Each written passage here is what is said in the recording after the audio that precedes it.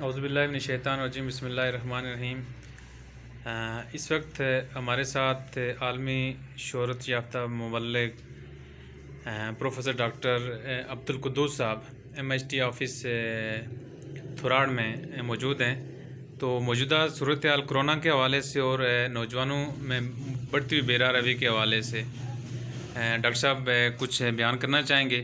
تو ڈاکٹر صاحب، سب سے پہلے تو ہم آپ کا شکریہ ادا کرتے ہیں کہ آپ نے ٹائم نکالا اور ہمارے پاس آئے۔ تو اس حوالے سے ڈاکٹر صاحب آپ کیا کہنا چاہیں گے؟ بسم اللہ الرحمن الرحیم۔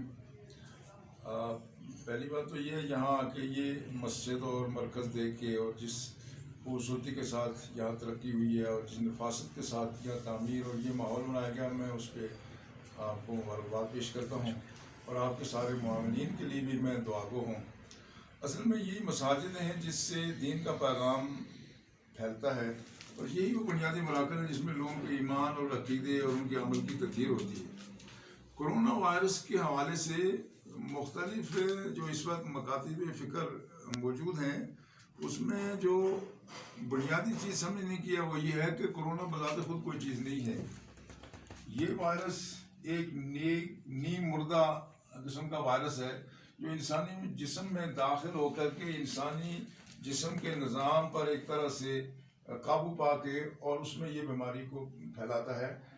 یہ چیز ذہن میں رہے کہ اللہ رب العزت کی جو قدرت ہے، یہ اللہ کی طرف سے کوئی عذاب مسلط ہوا ہے، اور جب قومیں بے راہ روی کا شکار ہوتی ہیں، اس کے اب اسباب و علل تو ہم کوئی اگر وحی کا نزول ہوتا تو ہمیں حتمی طور پر پتہ چلتا کہ یہ عذاب کیوں نازل ہوا، مگر متعدی امراض کے بارے میں رسول اللہ صلی اللہ علیہ وسلم نے فرمایا کہ یہ جو طاعون ہے یہ بنی اسرائیل یا اس سے پہلے کسی قوم پر بطور عذاب نازل ہوا تھا۔ تو ہم سمجھتے ہیں یہ جو کرونا ہے بنیادی طور پہ یہ انسانیت کے لیے ایک طرح سے اللہ کی ناراضگی کا اظہار ہے، اور چونکہ اس میں جو موجودہ کرونا ہے اس میں جو تبدیلی آئی ہے، جو میوٹیشن ہوا ہے، اس کی وجہ سے اب اس کی ہلاکت انگیزی بہت زیادہ بڑھ گئی ہے۔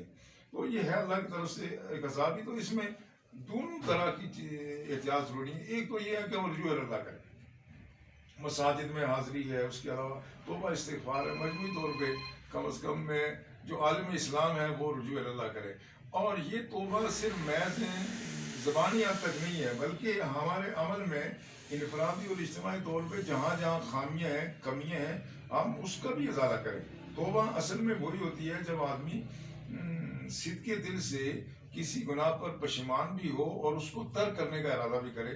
تو یہ ایک بڑی اہم ضرورت ہے پورے عالم اسلام کی، اور بالخصوص پاکستان میں، جو کہ پاکستان کے ہر شعبے میں جو خرابیاں دن بہ دن پنپ رہی ہیں، زیادہ خرابیاں ہو رہی ہیں، وہ ان کی اصلاح اور تدارک کی ضرورت ہے۔ تو اس لیے اس طرح کے عذاب سے بچنے کے لیے ضروری ہے کہ ایک تو ہم رجوع اللہ کریں، توبہ کریں اور اپنے عمل کی اصلاح کریں۔ ہر شخص اپنے اپنے عمل کی اصلاح کرے تو یقیناً جب لوگ رجوع اللہ کریں گے تو اللہ اس عذاب کو ہم سے دور فرمائے گا۔ لیکن جو دوسری بات ہے احتیاط کی، احتیاط بھی بہت ضروری ہے۔ ہمارے یہاں لوگ اس طرح کی باتیں کرتے ہیں کہ جی یہ چونکہ کورونا جو ہے یہ ایک بایولوجیکل ویپن ہے اور یہ حیاتیاتی ہتھیار ہے، اور اس میں برطانیہ میں یہ بنا لیبارٹریز میں، اس کے بعد امریکہ نے پھیلایا، فلاں ہے، یہ ہے وہ ہے۔ اچھا، ہم مان لیتے ہیں کہ ٹھیک ہے یہ ایک حیاتیاتی ہتھیار ہی ہے عالم اسلام کے خلاف یا چائنا کے خلاف، جیسے بھی ہے۔ اب یہ بحث تو ختم ہو جانا چاہیے نا کہ یہ ہے کیا چیز، ہمیں تو دیکھنا یہ چاہیے کہ اس کے اثرات کیا، ہم نے اس سے بچنا کیسے۔ اگر عالم اسلام کے خلاف یہ سازش ہے تو آپ کو پتا ہے اگر یہودیوں نے یہ سازش تیار کی ہے تو عالم اسلام میں کوئی ملک جس سے یہودیوں کو سب سے زیادہ خطرہ ہے وہ پاکستان۔ تو گویا ہم یہ کہیں گے کہ ٹارگٹ پاکستان ہی ہے۔ اگر یہی بات مان لی جائے کہ یہ واقعی کسی سازش کا نتیجہ ہے تو پھر بھی پاکستان اور اہل پاکستان کو اس میں زیادہ محتاط رہنے کی ضرورت ہے۔ لیکن بنیادی طور پہ ایسی کوئی مصدقہ ہمارے پاس اطلاع نہیں ہے اس وقت جو بھی ریسرچ دنیا میں ہوئی ہے کہ اس کی اصل وجہ کیا ہے۔ اس کی ایک اصل وجہ یہ بتائی جاتی ہے کہ حرام جانور جس طرح چمگادڑ وغیرہ ہیں وہ ان کے کھانے سے بھی یہ پھیلا ہے، اور یہ چیز بھی ممکن ہے۔ بہرحال یہ تو ایک الگ بحث ہے کہ اس کی بنیادی وجہ کیا ہے، لیکن بنیادی چیز یہ ہے کہ اس میں احتیاط کی جائے۔ اور بعض لوگ یہ کہتے ہیں کہ یہ جو احتیاطی تدابیر ہیں یہ جو ہے توکل اللہ کے خلاف ہیں اور اس سے کوئی آدمی کی تقدیر تبدیل نہیں ہوتی۔ یہ ساری چیزیں ایسی ہیں کہ جو جن میں ہم سمجھتے ہیں نا کہ سوچ کی ناپختگی ہے. خود صحابہ نے ایک دفعہ رسول اللہ صلی اللہ علیہ وسلم سے عرض کی یا رسول اللہ یہ جو ہم دوائیاں استعمال کرتے ہیں یا ہم جو دم وغیرہ کرتے ہیں یا اس کے علاوہ ہم جو احتیاط کرتے ہیں حل ترد من قدر اللہ شیئا کیا اس سے ہماری تقدیر میں کوئی تبدیلی آ سکتی ہے؟ تو رسول اللہ صلی اللہ علیہ وسلم نے فرمایا ہے من قدر اللہ یہ اللہ کی تقدیر کا ہی حصہ ہے. یعنی ہم پابند ہیں کہ ہم احتیاط کریں. اور رسول اللہ صلی اللہ علیہ وسلم نے تو یہاں تک فرمایا لا طول الممرضہ علی المصف کہ کسی بیمار شخص کو بعد کا اس سے مراد جانور ہے بیمار اونٹ کو آپ صحت مندوں کے درمیان نہ لے جائیں. تو یہ کرونا چونکہ انسانوں سے انسانوں تک پھیلتا ہے پہنچتا ہے تو لہٰذا اس میں جو احتیاطی تدابیر ہیں یہ دین کا ایک طرح سے بنیادی مطالبہ ہے اور سنت رسول صلی اللہ علیہ وسلم بھی ہے. اور آج یہ جو سوشل ڈسٹینسنگ کی بات ہو رہی ہے یہ کوئی نئی بات نہیں ہے.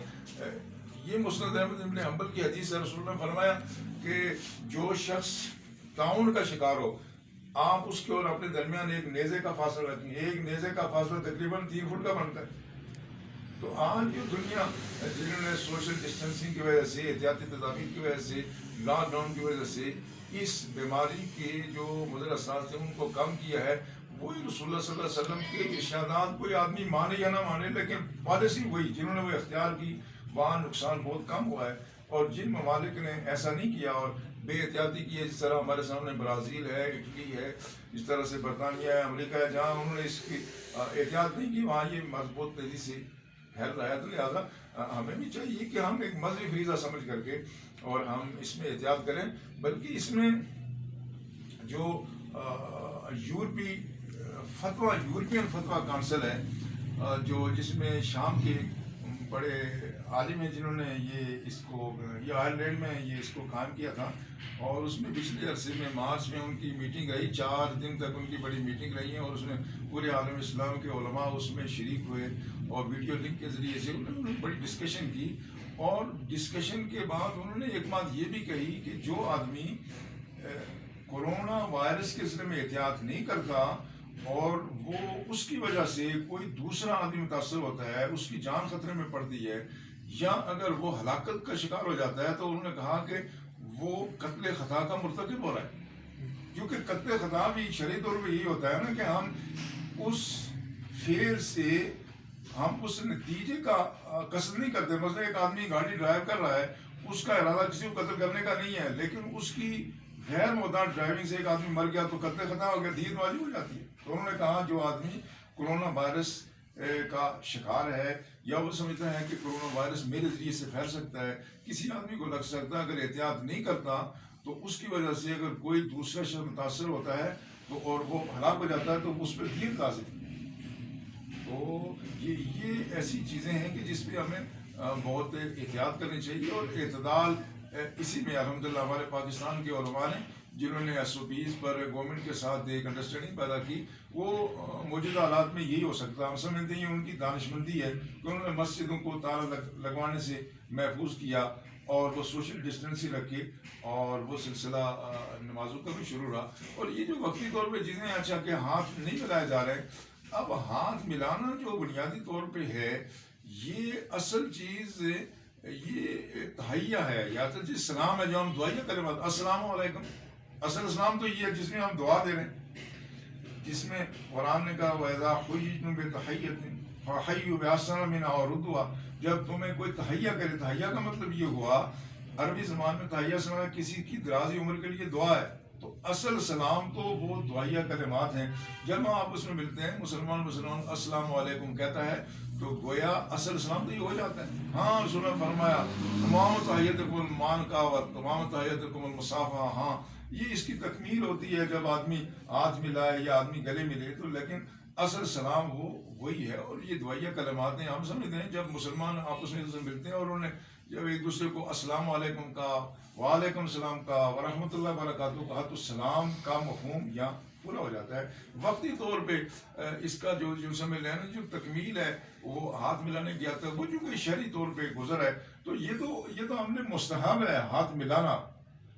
تو جہاں انسانی جان کو خطرہ ہو وہاں تو فرض کو ترک کرنے کی اجازت ہے، فرض کو مؤخر کرنے کی اجازت ہے. تو لہٰذا جو دین کے بنیادی اصول اور قواعد ہیں وہ ہمیں یہ بتاتے ہیں کہ ہم پوری طور پہ اس میں احتیاط کریں، اور نوجوان نسل کو بالخصوص اس میں احتیاط بھی کرنا چاہیے، اور اپنی سرگرمیوں کو بھی ذرا تبدیل کرنا چاہیے. اب یہ بڑا المیہ ہے کہ جب کسی قوم پر عذاب آتا ہے تو قرآن نے کہا ہے کہ جب ان پر عذاب نازل ہوا تو انہوں نے کوئی تضرع کیوں نہیں کیا، یہ رجوع اللہ کیوں نہیں کیا. ہم دیکھتے ہیں کہ ہمارے معاشرے میں مجموعی طور پہ کوئی رویوں میں تبدیلی نہیں آ رہی ہے. ہماری نوجوان نسل کی ایکٹیویٹیز وہ چل رہی ہے اور ان کی جو معمولات ہیں وہ چل رہے ہیں. اس لیے ہم سب کو بالخصوص نوجوان نسل کو اپنے فکر و عمل کی اصلاح کرنی چاہیے اور بہتری طرف جانا چاہیے. ہمارے جو عام روٹین ہے وہ بھی اب جو پاکستان میں بالخصوص جو نوجوان نسل ہے وہ زیادہ تر ان کی جو ایکٹیویٹیز ہیں وہ بہت نگیٹو جا رہی ہیں، خواہ وہ ان کے اپنے روزمرہ کے معمولات ہوں یا اس طرح کی دوسری سرگرمی ہوں. اب اس سے یہ بھی پتہ چلتا ہے کہ جو انسانی جسم کا جو امیون سسٹم ہے وہ امیون سسٹم ایک ہوتا ہے بیماریوں کے خلاف، جسمانی بیماریوں کے خلاف، ایک ہے روحانی بیماریوں کے خلاف. اور روحانی بیماریوں کے خلاف وہ امیون سسٹم تقوی سے پیدا ہوتا ہے، وہ نمازوں سے پیدا ہوتا ہے، وہ اہل اللہ کی صحبت میں بیٹھنے سے پیدا ہوتا ہے. اور وہ جو ابھی جو یہاں کہا جاتا ہے کہ جی سوشل ڈسٹینس رکھیں، ہم یہ کہتے ہیں کہ چونکہ یہ کورونا کی بیماری ایک سے دوسرے کو لگتی ہے. اچھا، متعدد بیماریاں جو ہیں وہ صرف وہی بیماریاں ایک آدمی سے دوسرے مریض کو لگتی ہیں، ساری بیماریاں نہیں لگتی. لیکن جو اخلاقی اور روحانی بیماریاں ہیں یہ ساری متعدد ہیں. کوئی اخلاقی روحانی بیماری ایسی نہیں ہے جو ایک فرد تک محدود رہے، بلکہ ہم جتنا بھی ہم معاشرے کو پاک صاف رکھیں گے، اچھے لوگوں کے پاس بیٹھیں گے، اچھے لوگوں کی صحبت میں رہیں گے، تو خود بخود ہماری جو اخلاقی تبدیل بھی ہوگی، ہم روحانی بیماریوں سے بچیں گے. اور ہم یہ بھی کہنا چاہتے ہیں کہ ہمیں جس طرح ہم اپنے جسمانی بیماریوں سے بچنے کے لیے اتنا احتیاط کرتے ہیں، ہمیں روحانی بیماریوں سے بچنے کے لیے بھی احتیاط کرنی چاہیے. اور روحانی بیماریوں سے بچنے کا واحد ذریعہ وہ حب رسول ہے، وہ اطاعت رسول صلی اللہ علیہ وسلم ہے، وہ اہل اللہ کی مجلس اور محافل ہیں. تو ہمیں ہر طرح سے اپنی جسمانی اور روحانی صحت کا خیال رکھتے ہوئے احتیاطی تدابیر اختیار کرنی چاہیے. اللہ نے اس کی توفیق عطا فرمائے. بہت شکریہ جی پروفیسر ڈاکٹر عبدالقدوس صاحب.